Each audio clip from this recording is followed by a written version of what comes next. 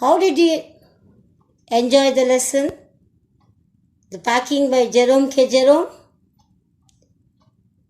I would like to tell you the theme of the lesson, packing. Packing based on the theme that routine tasks are not easy as they seem to be. The humorous account amuses the readers means we, with the chaotic and confusing situations created by the clumsiness of three friends, Jerome, George and Harris, all of whom consider packing to be a child's play. So now let me just give you a preview of the last paragraph, that is, George and Harris extend their hand to do the rest of the packing. And Jerome readily agreed and he went and relaxed over there. So George asked the narrator whether he had packed the soap or not. The narrator got really extremely angry hearing this, and he already had opened the packed bag a few minutes ago.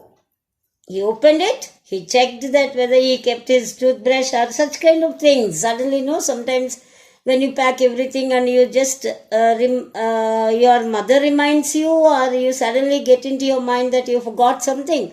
Then again, in order to check, you take it out and you will be doing it. Again, packing it, keeping it. And again, suddenly you remember something and check it. So this kind of things happen usually when you are packing the things. So the same way, the author, Jerome K. Jerome, he had already had a doubt and he opened the bag and he repacked it. Now, very coolly, George was asking him whether he packed the soap or not. So thereby what did he do? He just exchanged his angry looks and he did not say anything. And he is not also bothered whether there is soap or not. So, when seeing his condition, angry mood and all, Jerome's mood, everything, Judge and Harris took the task of completing the rest of the packing. Both of them came forward and they wanted to do the packing. Now, here the situation becomes more worse. See how it is, we'll see now. I'll read the paragraph for you. They began in a light-hearted spirit, evidently intending to show me how to do it. I made no comment. I only waited. With the exception of George, Harris is the worst packer in this world. And I looked at the piles of plates and cups and kettles and bottles and jars and pies and stoves and cakes, the tomatoes, etc., and felt that the thing would soon become exciting. So they thought, both Harris and George, very coolly, maybe they were whistling and doing in a very light-hearted spirit, they started. Evidently means clearly. Intending means to show. They deliberately wanted to show how packing is done to the author or the narrator, Jerome K. Jerome. So he did not say anything. Jerome was simply sitting and he was just waiting to see how well they do it. So now, with the exception of George, that means compared between these two people, George and Harris, George was somewhat better. Harris is the worst packer. He's comparing the packing of his throughout the world. He's the worst packer. And he was looking at the plates. Who? Jerome was looking at the piles of plates and cups. Everything was arranged over there. And kettles, whatnot, everything, whatever is needed for them, for their travel, everything was kept over there for their trip. And now Jerome thought that something is going to happen, very exciting situation or some incident. More than situation, it is better to say that it is an incident is going to take place, which will be very, very, very exciting. So he was just simply sitting over there, watching them doing it without opening his mouth or without giving any kind of comment. It did. What he expected happened over there. They started with breaking a cup. That was the first thing they did. They did it just to show you what they could do and to get you interested. So now first thing, as he expected and waiting very excitedly, the first packing started with breaking of a cup. That was the, initiation of packing started with. They did just to tell us, this is the readers, that what they could do. Okay. And to get you become more and more interested in what had happened in the next paragraphs and what about their packing. How did they do packing? Whether it is in a very planned manner or haphazard, breaking everything, stamping on things. Let us see what happens over here. Then Harris packed the strawberry jam on top of a tomato and squashed it. So he kept that heavy bottle of strawberry jam and he kept it on the tomato, which just squashed it means it broken it into pieces. And they had to pick out the tomato with a teaspoon. And then it was George's turn. Harris is done very badly. Now it is the turn of George. What he did we see now. And he trod on the butter. Trod means he nicely went and kept his leg on the butter. I didn't say anything. He was just sitting there and watching. All of you can see it, the book. When you see the page number 85, you see all the three. One was stamping on the, butter. He just stamped and it got stuck to his shoe. And here Harris was packing something on the in the hampers, and Jerome was relaxed and watching what they were doing. Everything was scattered. Hey, did you notice there is another person, you can say that another character you can say here is nicely watching without any comments, relaxed. Did you notice it? Yeah, that is a dog. What is the name of the dog? Montmorency.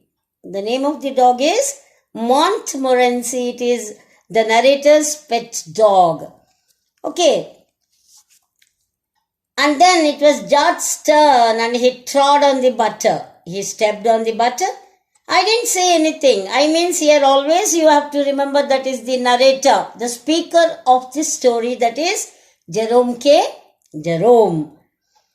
But they came over and sat on the edge of the table and watched them. First he was sitting on the sofa. Now he turned around and came and sat on the table where they have arranged everything to keep in the suitcase.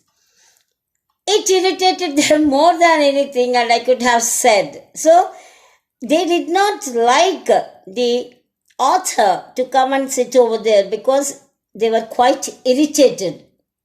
His presence was irritating them a bit more than what they have said anything. I felt that. So the narrator understood that. It made them nervous and excited. Okay, now. So if somebody is watching, staring and watching without opening or without saying anything, naturally you feel quite confused. You won't understand why they are staring at you. What happened? Did you do anything wrong? This kind of questions just go in your mind. Same thing was going on over there. They were quite nervous now and also excited that they wanted to show him. And they stepped on things. Because of that nervousness and quite excitement, they started stamping on the things that were spread around the room and put things behind them.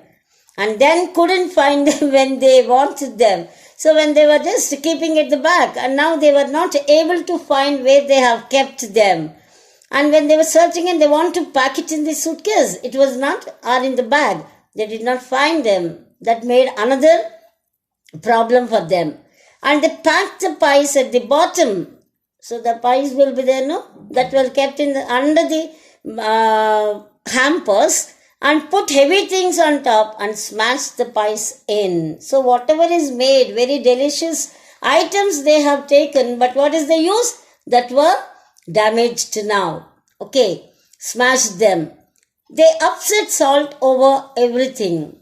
And as for the butter, I never saw two men do more with 1 and 2 pence worth of butter in my whole life than they did. After George had got it off his slipper, they tried to put it in the kettle. It wouldn't go in, and what was in wouldn't come out. They did scrape it out at last and put it down on a chair, and Harry sat on it. And it stuck to him. And they went looking for it all over the room. Now see the fun. It's really quite funny. That's why we said the packing lesson itself is quite humorous. Okay. So they started upset. They were quite upset because the salt was sprinkled over all the things. And as for the butter, you just imagine what happened. I never saw two men do more with 1 and 2 pence worth. The butter costs not very much. But what they were doing, you see, in my whole life than they did. These two people have really done very badly.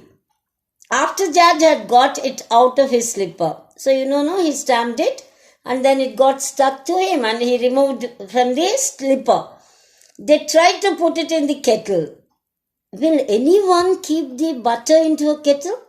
Well, these are extraordinary people. They started dumping or just trying to put it into maybe the spout of the kettle.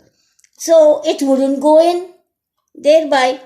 And what already was pushed in was not coming out and the other thing is not going in. So what did they do? Somehow they managed. And what was it wouldn't come out and they did scrape it. Scrape it means maybe they have taken a knife or something. They started putting it out and somehow at the end they were managed to take it out and they would have kept it in a nice place. No, that also they did not do. What did they do? They again put it on the chair. And this Harris, he went and just right away sat on that. And it got stuck at the back of him. And they were now looking at everywhere. They were searching for it. And you know where it is. I know where it is. And even the narrator knows where it is, but these two do not know what happened to the butter. They have, with great difficulty, removed from a slipper from the spout of the kettle, and now they are searching for it. All over the room, not here and there, everywhere. I'll take my oath. I put it down on that chair, said George, staring at an empty seat. Now I remember, I know. Who is saying this? George is saying. I remember that I just kept it on the chair. Now nothing was there. The chair was empty. Okay, I saw you do it myself. Not a minute ago, said, yeah, I also noticed it. I saw you keeping it on the chair.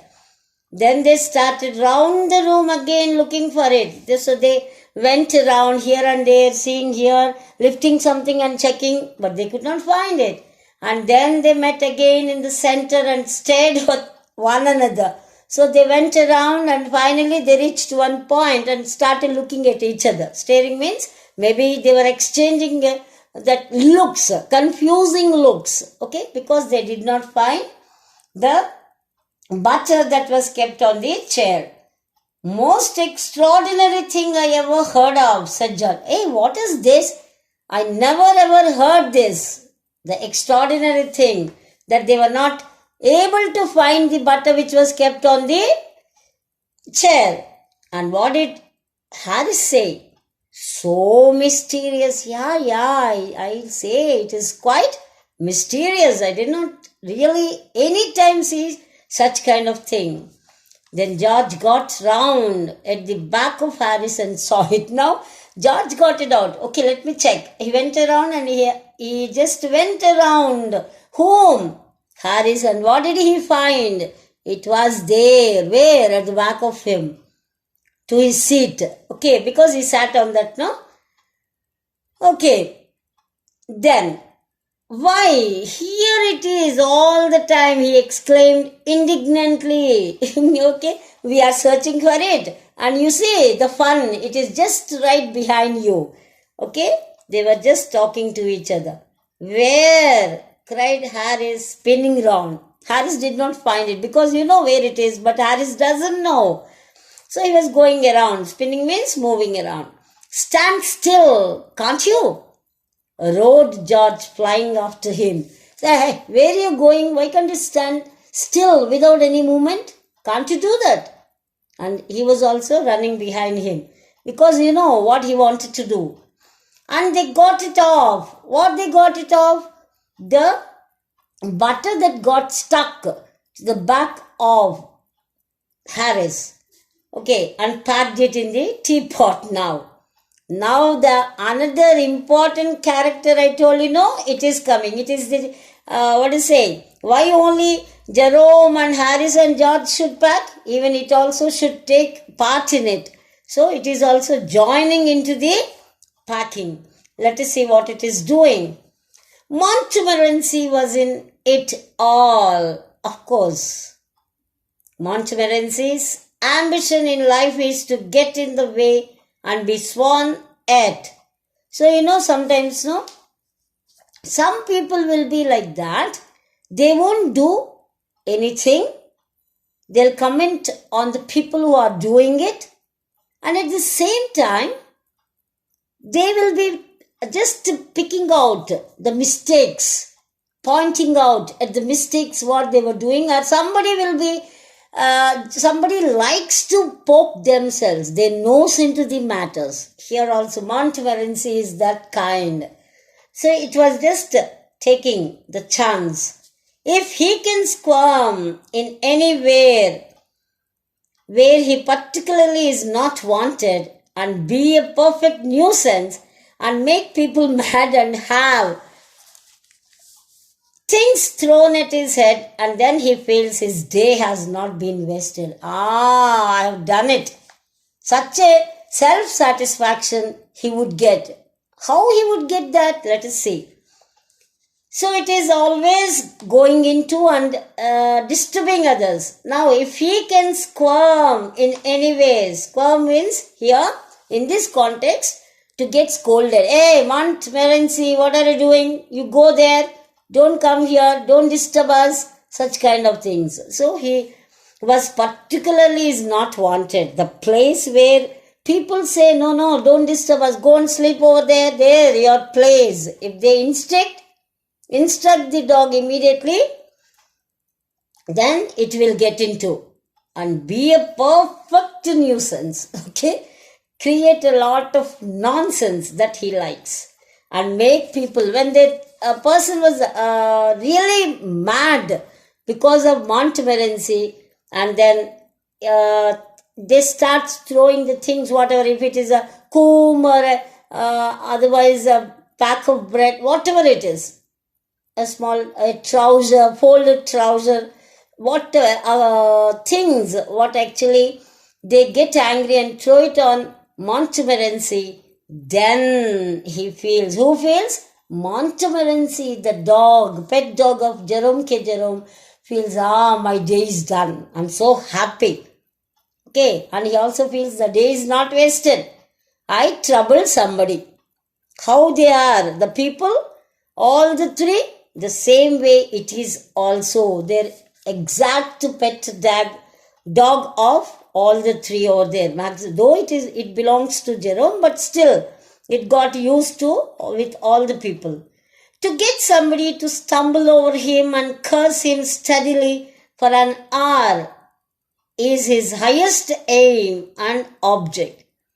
And when he has succeeded in accomplishing this, his conceit becomes quite unbearable.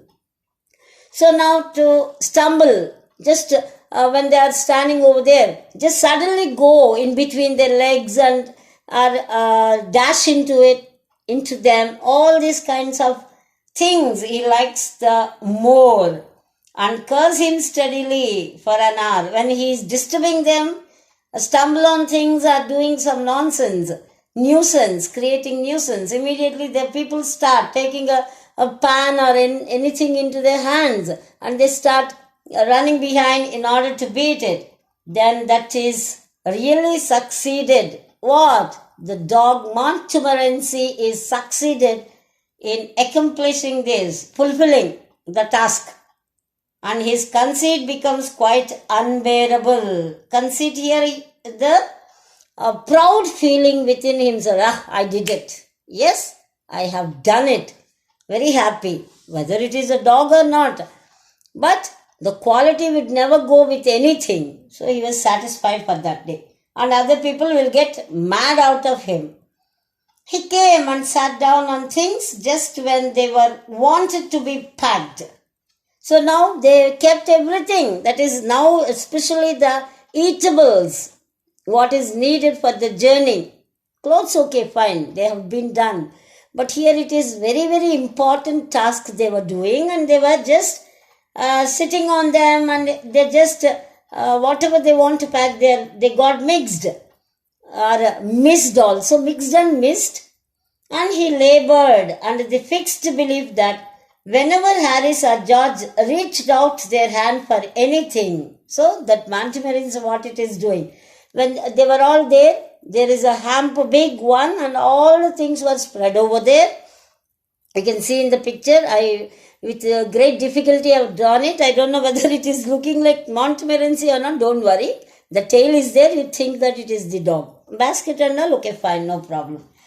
Okay. And he labored under and fixed belief that whenever Harris or George reached out their hand for anything, it was his cold, damp nose that they wanted. So it used to keep its, that snout, the nose part. When naturally that black part is, then it will be always wet. Okay. So they used to catch only that. Okay. They did not get anything what exactly they wanted. Okay. And that wet one used to come into their hands, damp one. He put his leg into the jam. See, the fun. He stamped on the butter. Someone sat on the butter. Now the dog is putting its leg into the jam.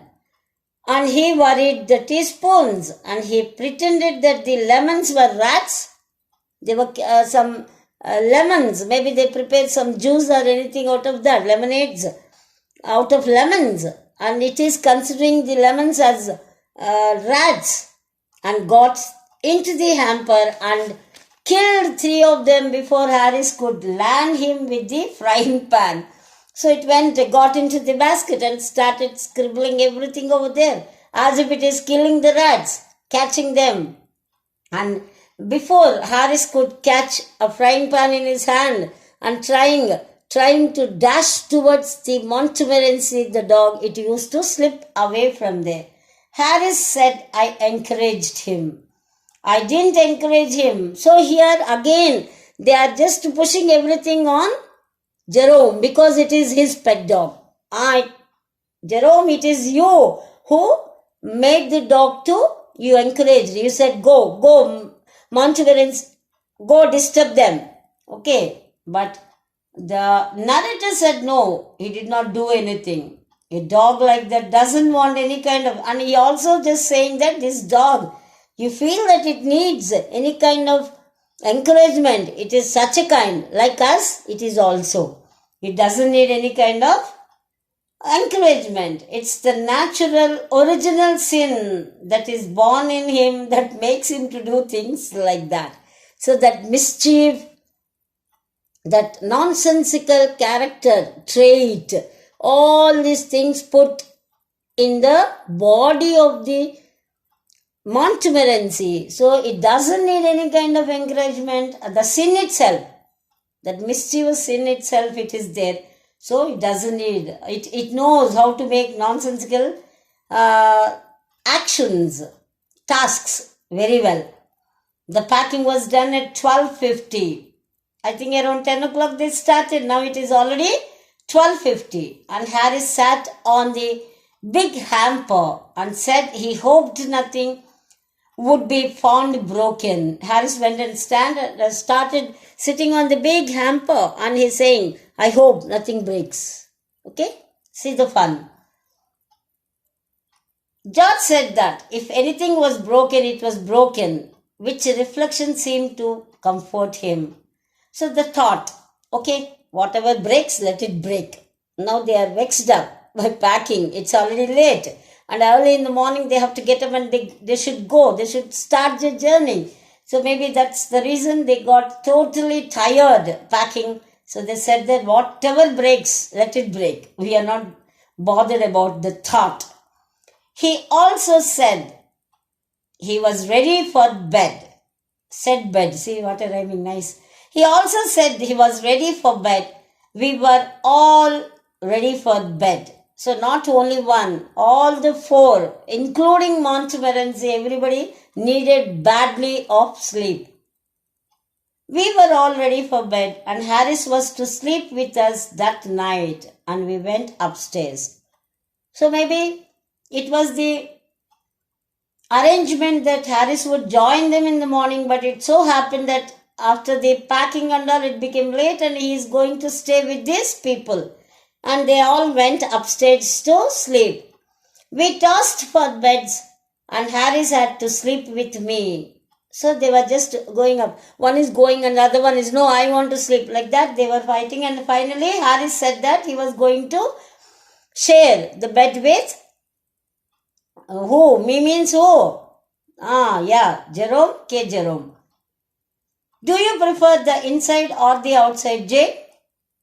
I said gently, I generally prefer to sleep inside to a bed. Maybe it is a pack-like thing where they just get in and they cover them. They zip them out. Okay, traveling bags, sleeping bags they'll have and they can just go inside and then they zip their whole body. These kind of things, they even on the pavements, they can sleep without any problem. Okay. I said I generally preferred to sleep inside a bed. Harris said it was odd. George said, what time shall I wake you fellows? So he may be the one who will be the first one to get up. He said, at what time? Tell me. Harris said 7. I said, no, 6. Harris was quite a lazy fellow. He wanted to take more extra time to take us a good sleep. But what did Jerome say? No, 6 o'clock. Because I wanted to write some letters. Harris and I had a bit of row over that. Row means a kind of argument, you can say. But at last split the difference and said 6:30. So totally they have come to a conclusion that 6:30 they have to get up from their sleep. George made no answer and we found on going over that he had been asleep for some time. So there is no answer from him and they just saw him. He was already in deep sleep, snoring maybe. So we placed the bath where he could tumble into it on getting out in the morning and we went to bed ourselves. See that fun? They, all the three have a very good fun. Huh? They just try to pull each other's legs and they make some kind of misses. 2 people will mingle and then they make the other suffer. So such kind of things they were taken. And this is an extract, means a part of it, a small part of it is taken and given it to you all. And this 3 Men in a Boat is a very good book. I suggest that if you happen to see it anywhere, it's better you read it. You will understand what kind of things, how people will be, what kind of mentalities will be. And though they have different mentalities and different backgrounds, how well they enjoyed the traveling and all. That too with such a kind of person, Jerome K. Jerome. A beautiful lesson it is. I hope you all understood the lesson, my dears. And now I would like to say, I was telling you, the title. What is the title given over there? Packing. Very good. So here, the packing, name of the lesson, packing, is an apt. Apt means appropriate, the right thing. For this extract from the novel 3 men in a boat. So the apt one means the proper, appropriate one, the right one. It forms one of the chapters of the novel. The 3 men are Jerome, Jerome, George and Harris. And what is the message they are giving here, you see? This chapter humorously describes the do's and don'ts of packing. Packing should not be treated as a frivolous activity. Frivolous, it is carefree, and you can say that, what is the silly task or a superficial task. Don't think that, okay? But as a serious task that involves concentration and deftness. So, deftness here is they should do it, the ability. It is the ability without any difficulty, or you can say skillful performance. Packing is really only skilled people can do it excellently well. All cannot do packing. From this lesson we understand there are certain ways to pack the things. Okay, you cannot just think that it is a very simple task. So now I'll tell you what is the importance of and how you have to plan your packing. Planning is an important part of everyone's life. Do you agree with me? Yes, of course. It is very important to be systematic at all times. So your packing should be very systematic, orderly, in a sequential order. In a particular manner you have to do it. Okay, you'll understand the attempt that is made from this, through this extract, you'll come to know that the author is making to understand, the narrator is telling us to understand that every task has to be done with passion and focus. You have to focus on what you are doing, whether you are doing it properly or not. If it has to be successful, when you want anything, any task to be a successful one, what you have to do? You have to do with a lot of passion and focus on what you are doing. And Jerome also explains us how their attempt at packing turns out into a chaos, primarily means at the beginning of it. But they are not sure as to what they want. They were not very sure what are the things are needed, what they should carry, all these things they do not. They are just going on dumping, and then they do not know how to keep the required items together. So now, okay, the packing could have done in a very better manner. If they have divided, 3 of them are there, all the 3 taken one task. It's very easy to do. Collectively, you can do things very well. Children, you have to remember this. When you are doing anything, for example, there is a kind of activity is given to you, or a project is given, a kind of 4 or 5 members will be there. Each one should take initiative, and then you can do it very well. But here what he is saying, if you do anything divided, means each one just do there, then they will not do it in perfection. So they have to just do the task, dividing certain things. Okay, you pack this. It is your duty. What is that? The hampers. That means eatables are the eating items, whatever are needed, one should take. Keep them. What are the things? Tick them. Make a note of all the things and see, yes, I kept this, I kept this. You need to check them and make a tick note so that you will never forget what you have to take along with that. And he also says that you should not make it any confusion. Whatever it is there, the ideal way, the best way to pack things, first list out. As I said, what you have to do, you should make a list out of, and come on, you say clothes, toiletries, medicines, and put them into packets, and then you have to just according to the number of days you are traveling. So these many days, these are the things. Okay, if I cannot just go to some other weather where I catch cold, take some medicines which are precautionary. These are all you have to take. And certain things, some washed linen, and sometimes after going you won't get the provision to wash them, then you take another bag and dump all the things which you have to wash them, and then pack everything in a very neat manner. Food should be separate, water, beverages, and everything should be packed accordingly in a very neat manner. And packing of food should be done very carefully. So, to ensure that, make sure that you do not get crushed. You should not get crushed over there with this kind of tasks, and at the same time, the things also should not be crushed or spoiled. If you plan the time required for packing, it will also be less. That means you can do it, and there is no chance of forgetting any things that are really needed for you. Thank you, my dears. I hope you all enjoyed the lesson.